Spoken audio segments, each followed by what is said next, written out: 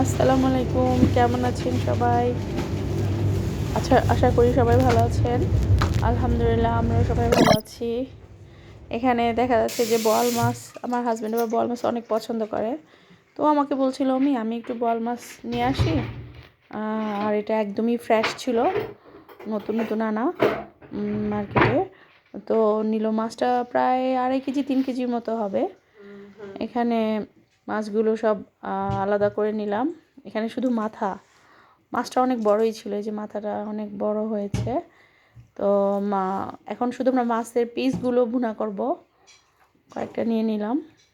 তো এটা ও বললো যে ফ্রাই করবে না, শুধু মশলা দিয়ে মেখে তারপরে বসিয়ে দিব। আমি বললাম আচ্ছা ঠিক আছে, তোমার যেভাবে খেতে মন চায় আমি সেভাবেই করবো।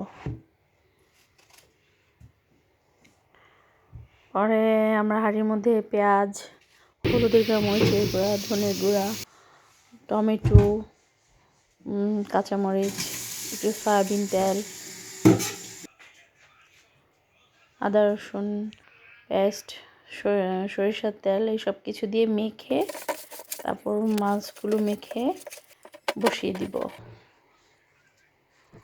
যখন একটু পানিটা শুকিয়ে আসবে তখন এটার মধ্যে একটু জিরা ফ্রাই করে সেই জিরার যে গুঁড়াটা আছে সেটা দিব।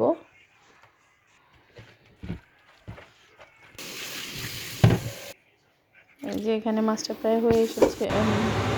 হয়ে গিয়েছে মাছটা। আমি এখানে একটু টালা জিরার গুঁড়ো দিয়ে দিয়েছি। আর ওই দিন আমি একটু পোলাও রান্না করেছিলাম, তো বোয়াল মাছ পোলাও, আবার একটু ছিল নোনা ইলিশের ভুনা।